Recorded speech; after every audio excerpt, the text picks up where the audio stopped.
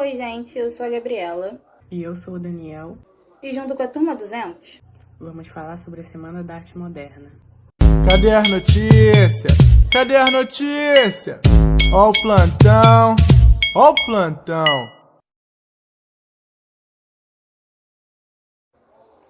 Enfim, gente, a Semana da Arte Moderna foi uma manifestação artístico-cultural que ocorreu entre os dias 13 e 18 de fevereiro de 1922. Esse evento reuniu grandes apresentações, apresentação de arte, apresentação de dança, apresentação de música, houve recitais, esculturas, pinturas, e todos os artistas que fizeram parte desse evento, eles tinham um objetivo, né? Eles propuseram uma nova visão da arte. Eles visavam também uma renovação social e artística no país. Esse evento chocou grande parte da população e trouxe à tona uma nova visão sobre os processos artísticos. A Semana da Arte Moderna só ganhou sua importância com o passar dos anos, e o seu principal legado foi desprender a arte brasileira da reprodução de padrões europeus, dando início à construção de uma cultura essencialmente nacional. Ideias como liberdade, identidade nacional e mistura de referências regionais e globais não se esgotaram na semana. É bem difícil pensar na arte brasileira contemporânea sem esses componentes. Se hoje os artistas brasileiros figuram nas maiores casas de leilões, nos maiores museus do planeta, foi porque um grupo de destemidos impulsionou a locomotiva que mudaria a arte brasileira. A Semana de Arte Moderna ocorreu em um momento em que o país passava por diversas modificações sociais, políticas e econômicas. Seu objetivo era renovar o ambiente artístico-cultural e mostrar o que havia nas arquitetura, escultura, música e literatura brasileira no momento. A Semana da Arte Moderna foi o marco do início do modernismo, realizada entre os dias 13 e 18 de fevereiro de 1922. Ela foi influenciada pela tendência do modernismo europeu, que tinha como proposta renovar as artes a partir da perspectiva nacional. A reunião de artistas plásticos, músicos e escritores, como Mário de Andrade, Oswald de Andrade e Di Cavalcanti em um mesmo ambiente, fez com que o encontro tomasse um caráter incentivador da renovação não só artístico, mas também social e político no país. Após o fim da Semana de Arte Moderna, o modernismo se rompeu entre os grupos de correntes divergentes, que foram proliferadas desde São Paulo e Rio de Janeiro até as demais regiões brasileiras. O contexto da arte moderna era um mundo que havia passado por transformações intensas, no âmbito social, econômico e político, principalmente na Revolução Industrial em 1840, que trouxe diversas inovações tecnológicas. Em 1914 também, a Primeira Guerra Mundial. A arte passava por grandes transformações até a chegada da fotografia, que chegou para mudar a forma de enxergar o mundo, pois os artistas passaram a analisar não apenas a paisagem, mas que interfere nessa paisagem e a cor, como o espectador sentia, por exemplo. A velocidade que o mundo passou a adquirir também foi um dos motivos para as novas tendências. Isso impressionou os artistas de tal forma que passaram a entender que o modelo da academia já não lhes... A Primeira Guerra Mundial levou a arte a uma renovação onde grupos de artistas abraçaram o novo surrealista. As vanguardas, cubismo, impressionismo e arte abstrata já estavam prontas antes do início da guerra. Após a tristeza se refletiu na expressão artística marcada por imagens congeladas e cores escuras. Os artistas realizaram uma campanha para reinventar o mundo. A arte moderna nasceu nas reações à guerra no Brasil, onde o modernismo deu início com a primeira semana em arte moderna em São Paulo em 1922. A artista Anita Malfatti participou da Semana da Arte Moderna em 1922. O modernismo é um movimento que rompeu com a arte tradicional para criar uma arte moderna, inovadora, assim a criadora da tela. O Homem Amarelo teve seu auge no modernismo, mas com uma maturidade artista optou em fazer uma arte mais espontânea com temática pautada na cultura popular, até a sua morte de 6 de novembro de 1964.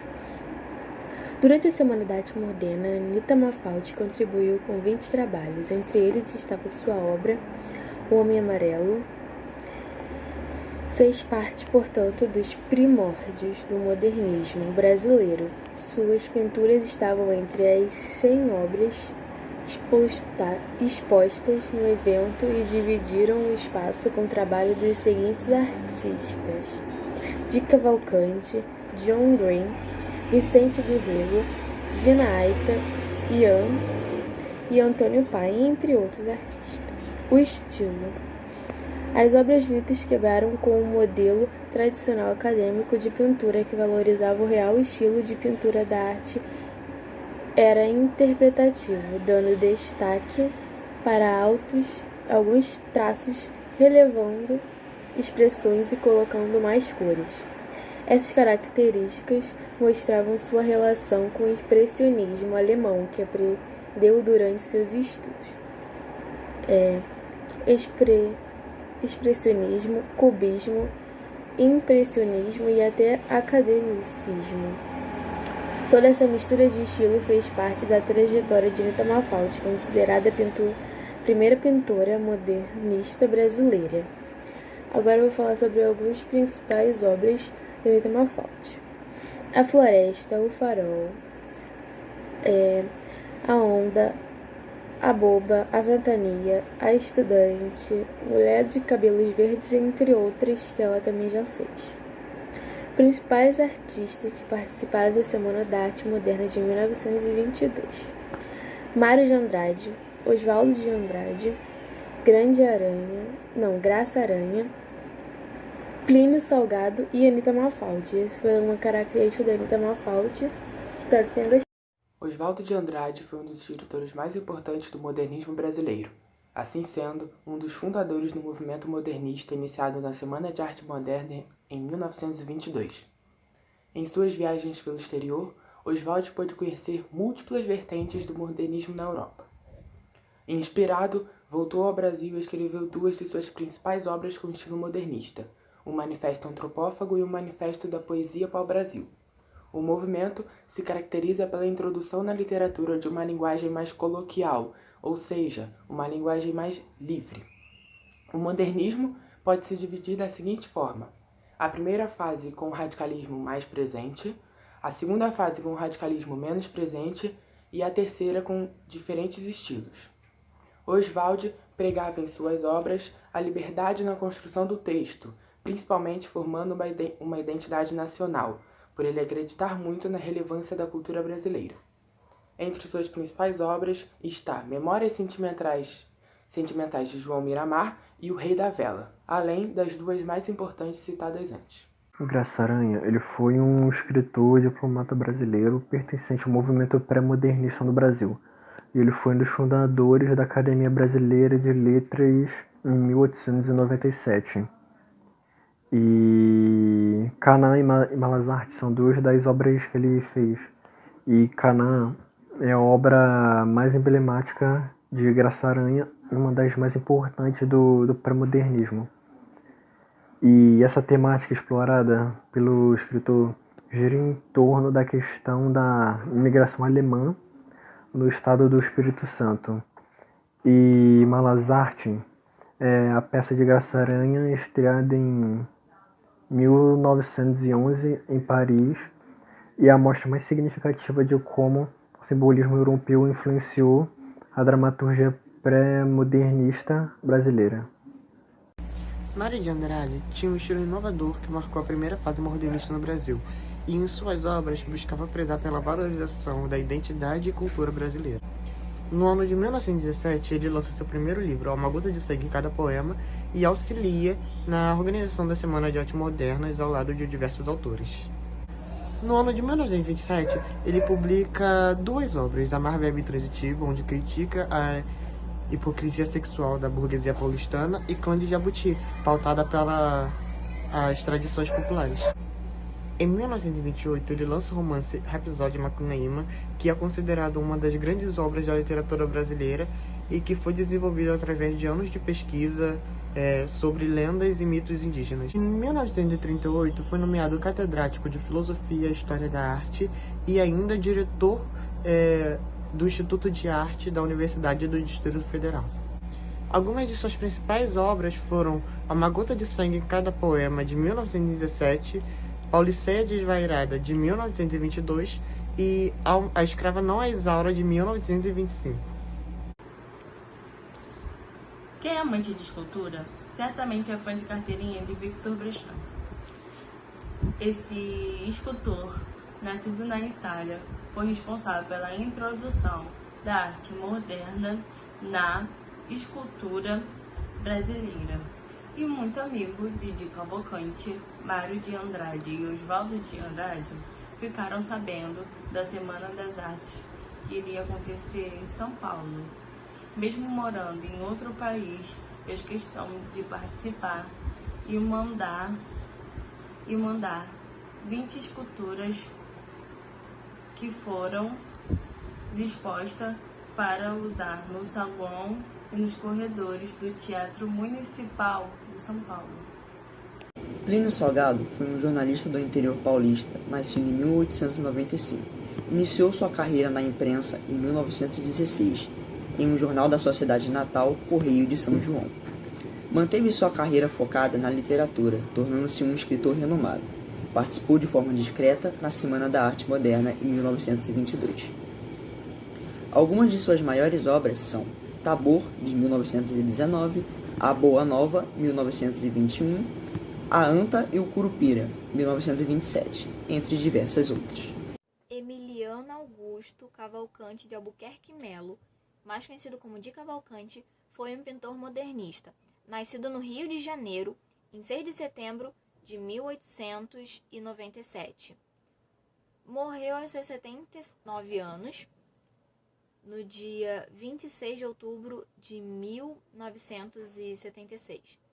Em 1922, idealizou e organizou a Semana de Arte Moderna no Teatro Municipal de São Paulo, além de expor sua arte em diversas cidades, como Londres, Berlim, Amsterdã, Paris, México, Argentina, e até foi chamado para participar da Bienal de Veneza em 1957. Conheceu vários intelectuais franceses, incluindo Pablo Picasso. Além disso, também recebeu proposta de Oscar. Samba é sua primeira pintura a ganhar mais reconhecimento, em 1925. 5 anos depois, ele expôs sua quinta obra, também muito conhecida, chamada de Cinco Moças. Na década de 1960, expôs sua terceira obra mais conhecida, um retrato de Marina Montini. Heitor Villa-Lobos nasceu aqui mesmo no Rio de Janeiro, no bairro de Laranjeiras, e desde cedo já foi influenciado a entrar no mundo da música. Seu pai era músico amador e desde cedo lhe ensinou a tocar, e sua casa era frequentada por inúmeros artistas. Assim ele conheceu inúmeros estilos musicais brasileiros. Em 1913 ele se torna compositor e viaja por todo o interior do Brasil, conhecendo inúmeros estilos musicais das diferentes culturas brasileiras, como a dos nordestinos, do afrodescendente, dos indígenas, assim aumentando sua gama de conhecimento sobre música. Em 1922, Heitor Villa-Lobos é convidado para a Exposição de Arte Moderna em São Paulo, o maior evento artístico do século XX até então no Brasil. Só que o povo não entende seu estilo, ele acaba vaiado pelo público. Só que no ano seguinte ele dá a volta por cima, dando inúmeros shows pela Europa nas principais capitais, como Paris, Berlim, Londres, fazendo um enorme sucesso internacional. Nessa época, Heitor Villa-Lobos compôs o seu maior sucesso, As Braquenas Brasileiras, fazendo sucesso pelos 4 cantos do continente europeu. Essa música levou Heitor Villa-Lobos ao topo da carreira musical. Em 1923, ele está de volta ao Brasil e fazendo uma turnê por todo o interior de São Paulo. Ele viajava naqueles trenzinhos Maré Fumaça, sabe? E com inspiração desse som, ele compôs a sua outra música mais famosa, O Trenzinho Caipira. Por incrível que pareça, essa música fez um grande sucesso, inspirada numa coisa tão simples como um trem a vapor. Heitor Villa-Lobos ganhou o mundo e se tornou também ministro da música aqui no Brasil, pois na época, em 1930, 1920, tinha esse ministério. Só que infelizmente mesmo nessa época ele descobriu um câncer. Em 1953 ele acabou morrendo, mas deixando um legado incrível. Realmente, reforçando o que eu disse no início, ele é um pilar da música brasileira, muito importante, e ele foi injustiçado. Acabou que ele é mais reconhecido lá na Europa do que aqui mesmo no Brasil. Como vocês viram, a Semana da Arte Moderna teve uma grande representatividade na nossa cultura. O evento marcou o início do modernismo no Brasil e tornou-se referência cultural do século XX.